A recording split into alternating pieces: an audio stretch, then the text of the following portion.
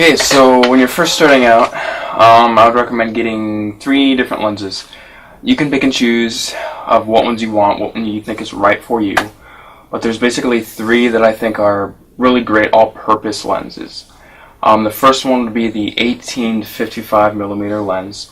This usually comes with your camera, especially if it's a mid-range or entry-level DSLR. The reason why is because it has the 18 millimeter. That's a wide-angle focal length, so you can get nice landscapes and capture a wide-angle view.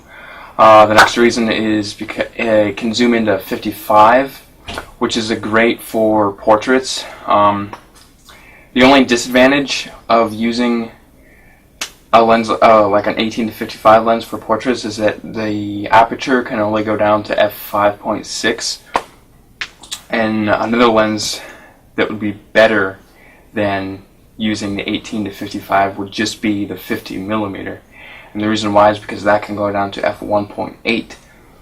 And here's the 50 millimeter.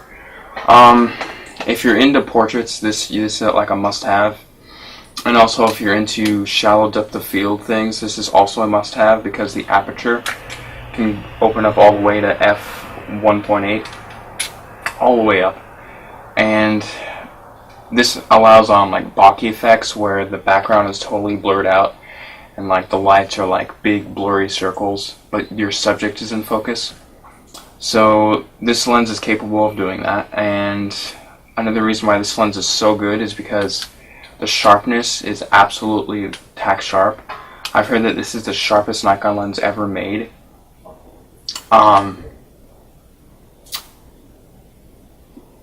Another cool thing about this lens is that it's a good lens to put a lens reverser on. And what a lens reverser is that you can put your lens on backwards on your camera. So, and that turns it into a macro lens, kind of. And a macro lens is like you can get really close up on subjects. So I could get like a total close up of my eyeball or like an insect or something like that, and it'll be totally clear. The only disadvantage of using one of these lenses as a macro lens with a lens reverser is because you have to move your camera and your lens in and out like manually like that and then take your picture. So if you actually had a macro lens, you could just use the focus ring on it. But because your lens is on backwards, you have no control over the focus. But you have the control of the aperture on this lens, which is great because a lot of other lenses you can't manually control the aperture.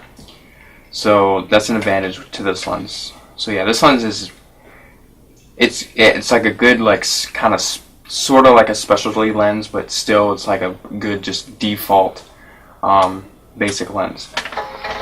Another lens, if you're looking for more of a versatile wide range, if you want to capture a wide range of subjects, I'd recommend getting the 18 to 200 lens. This does have some drawbacks to it, but it's, as far as being very versatile, it's totally good because you have the 18, right? And usually if you had the 18 to 55, it would just stop at 55, but this just keeps on going all the way to 200. And on a mid-range or entry-level DSLR camera, usually the sensors inside of the camera, they're cropped. So what that means is that instead of this being 200, this is actually 300. So you're getting really close up. So this is a good like wildlife lens, or like anything where you're far away from the subject but you want to zoom way close in and get a close up of them. That's really good. With this lens, there is drawbacks though. The first drawback is that it's not going to be as sharp as an 18 to 55 lens or a 50 millimeter lens, or like a standard like 70 to 200 lens. The more range you have in a lens, the less sharpness you're going to be able to have. But unless you're a perfectionist, you're really not going to notice any difference. You're not really going to care. So this lens is great. Another kind of drawback is that the aperture can only go down to, I think it's f3.5 on the 18 side, and then the max it's f5.6 6.3 on the 200 side. So that means there's not going to be a lot of light coming into the lens, but it's alright. Another drawback of this lens is that your camera won't meter like perfectly. When I meter with this lens, the 50 millimeter lens or the 18 to 55 lens, they meter fine. There's nothing wrong. But when I'm using this lens, sometimes if you're on automatic mode, the picture will be a little bit too bright or a little bit too dark, and so that can be kind of frustrating. And again, I'm using sort of a cheaper version of an 18 to 200 lens. It's by Tamron, and this is one of the cheaper ones. I believe Nikon makes a much better one that's a lot sharper and all of that. So yeah, this specific lens is not that great. Even the autofocus on this lens is really, really slow. But on the Nikon version, I'm pretty sure it's better in terms of sharpness, metering, and the autofocus is probably faster, I would imagine. So yeah, the 18-55, the 50mm, and the 18-200 are great lenses.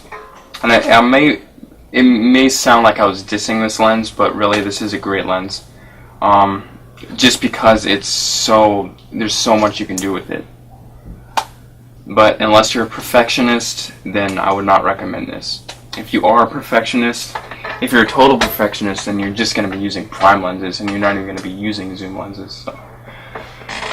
So yeah, check the links down below to check out the prices of the lenses, and when you get them, tell me how you like them.